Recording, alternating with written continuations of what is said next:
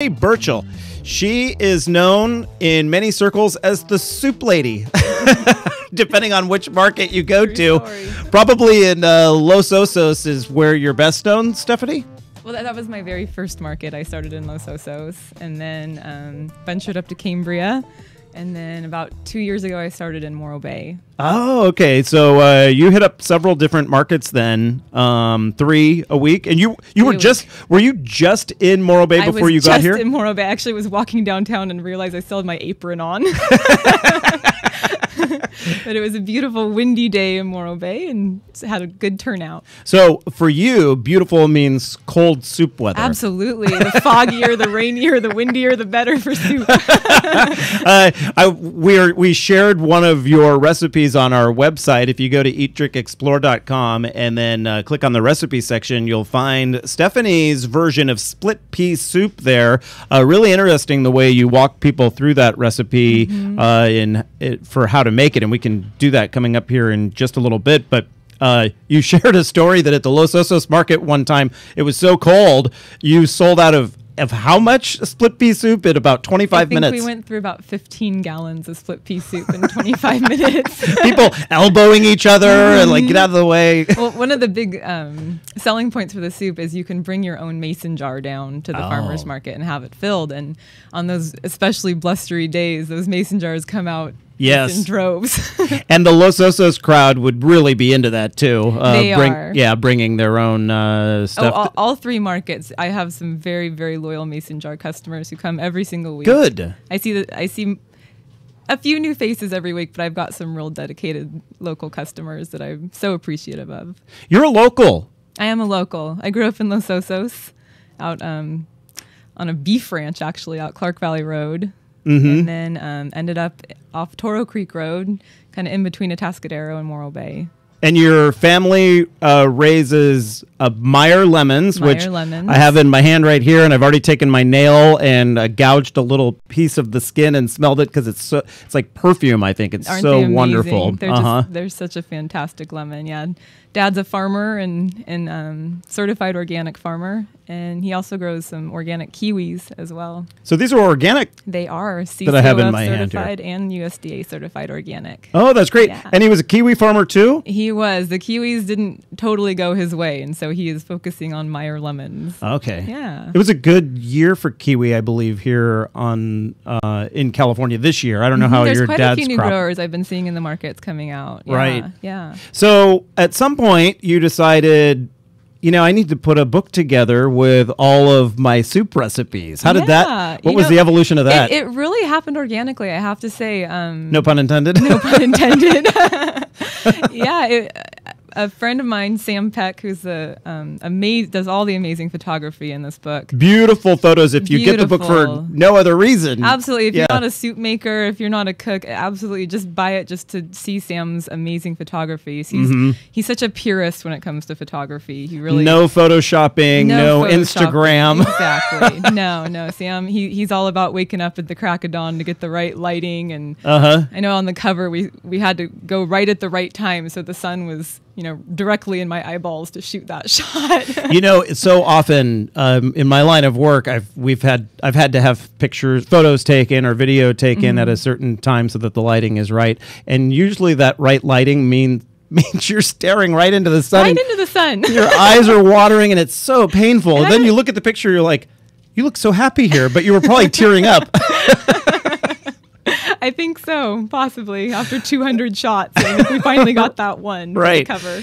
It's a beautiful photo. This looks like it might be in the San Simeon area? It's actually right about a quarter mile north of Cayucas. Okay. Out on the Bluff Trail there. Yeah, so the photo, because it's a radio show, I should probably explain, has you holding up like a chalk sign that says Central Coast, or you're leaning against a chalk sign that says Central Coast Farmers Market Soups, recipes by Stephanie Burchiel.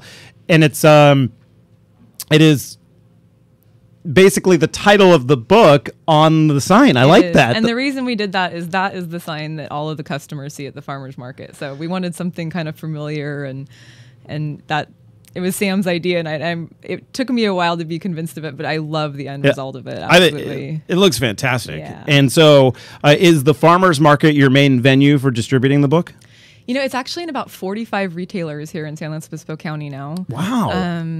But yeah, I would say it's about 50-50. So they are available at all three of the farmers markets that I work. So that's Los Osos, Morro Bay, and Cambria. We do give a discount at the farmers market if you come buy it from me, and I'll sign it for you.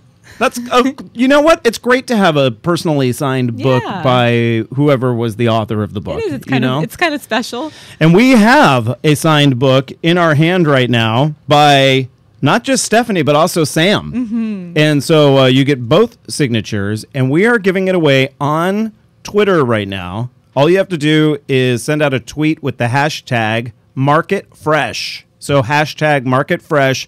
And what we'll do is, because we announced this a half hour ago too, we don't want to give preference to people if they're listening during a specific time of the show. So we'll just take all the people who did a hashtag MarketFresh and then throw their names into a hat and do the old random drawing. But your odds are good, and it's a fantastic book. What would you say your soup philosophy is? Do you have one? Oh, I'm all about the local ingredients. I think, local, seasonal is...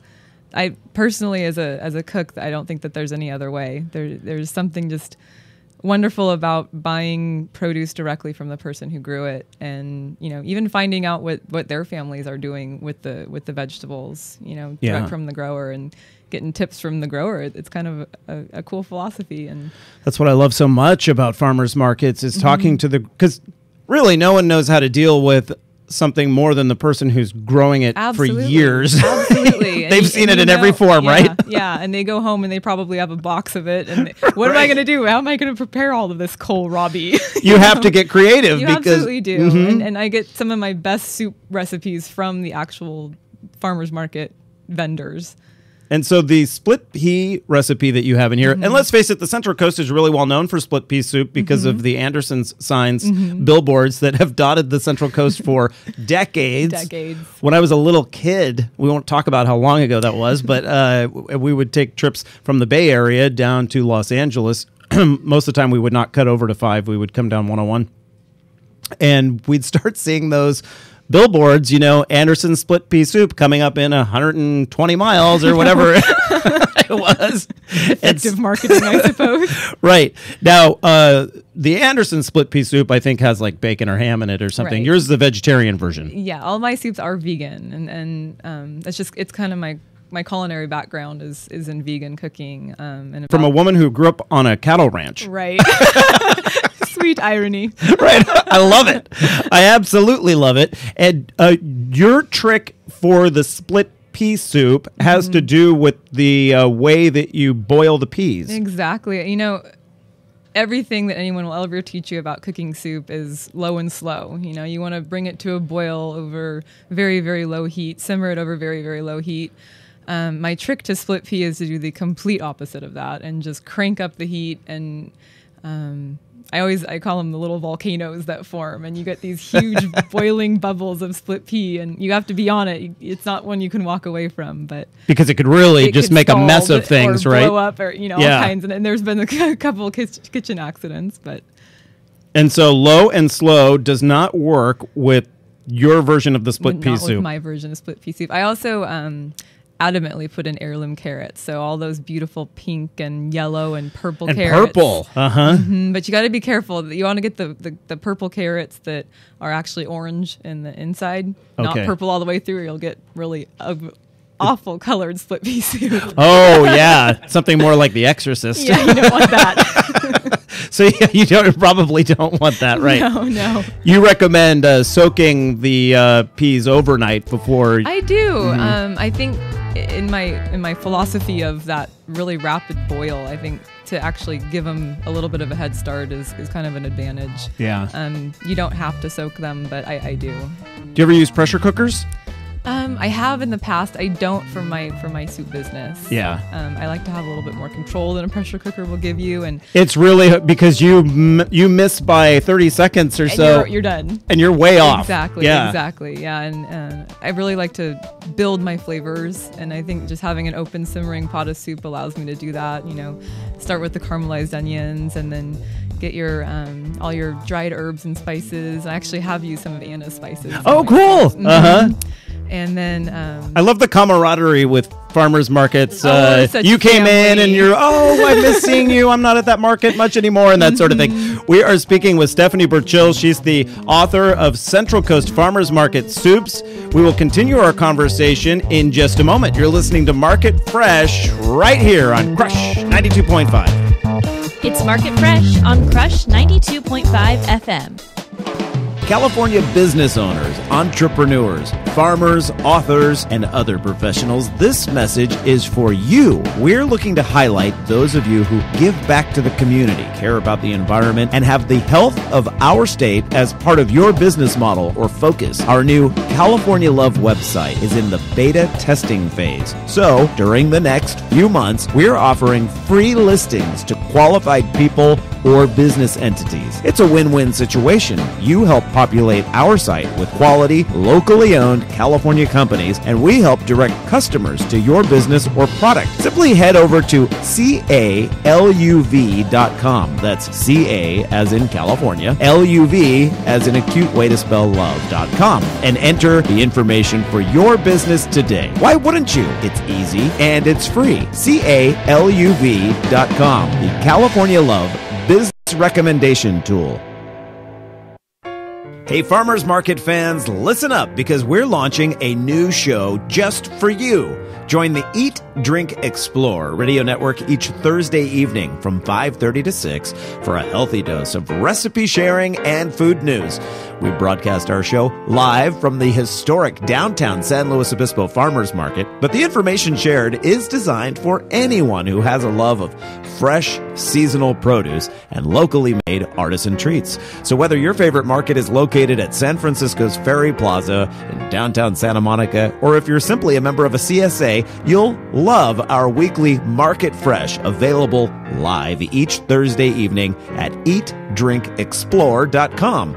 And if you missed the show, follow our updates on Facebook and Twitter for links to the recipes shared, video from the show, and other great information. Eat, Drink, Explore Radio's Market Fresh, helping perfect your California flavor.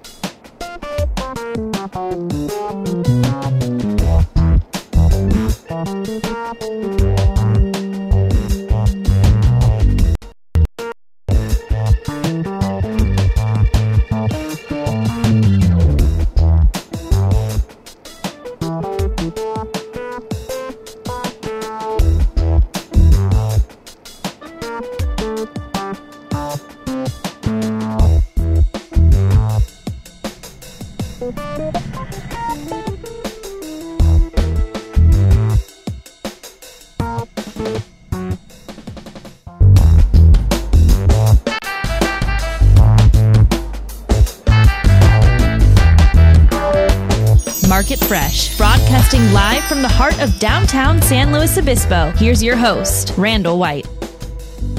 Welcome back, everyone. 5:49 now the time here on this Thursday evening. This is the final segment of Market Fresh, broadcasting each and every Thursday from 5 o'clock until 6 o'clock, just before San Luis Obispo's famous downtown Thursday night market kicks off. At 6 o'clock, the people grilling up food can start selling their delicious bites. And then at 6:10, they ring the market bell and the purveyors can start selling their fresh produce, which is so fantastic. And if you were listening to Anna of Anna's Spices on the show earlier, when she was leaving, she's like, I need to go get to my booth. And I was like, what? I didn't realize she was actually at the market tonight. So you can visit her directly and say, hey, I heard you on the radio. Give me some of that California Fresh, which is her number one selling ingredient. We are right now speaking with Stephanie Burchiel. She's the author of Central Coast Farmers Market Soups. All the recipes in this book are hers. All the photos are by local photographer Sam Peck. They're beautiful Central Coast snapshots. Stephanie, there's one picture in here that shows the Central Coast with the mountains behind, and they're snow-capped. Yeah, those are the Nacimiento-Ferguson Mountains up there. Kind of north of Sand Dollar Beach a little bit. You don't see that but maybe once every few years. Yeah, I think probably that's pretty accurate. Maybe once every 2 years you get the snow up there. Yeah. Yeah, it's absolutely fantastic. And Sam caught it. You said he's all about his timing. Sam's all about timing. And Right. I've actually learned quite a bit about photography just kind of spending the year with Sam going through the markets, because we started, in winter and went through the entire year of trying to get all of the seasonal produce photographed. And so he actually at one point gave me a disposable camera because he was sick of my input.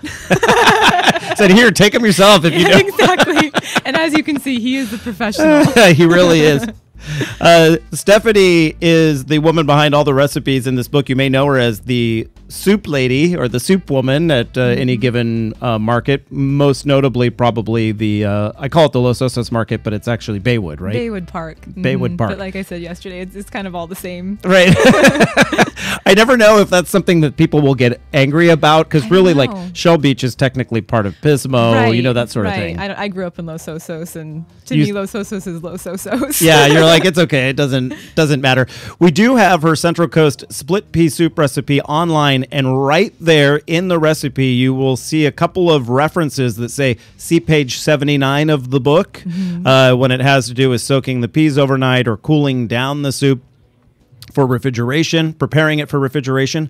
If you click on that link, it'll take you directly to the website for buying your book, which is produced by a local book company known as Farmers Market Publishing, which is actually a book company that Sam and I have started together. Okay, I was going to ask you if it was your publishing company. I love the name of it, Farmers Market Publishing. That's what I know.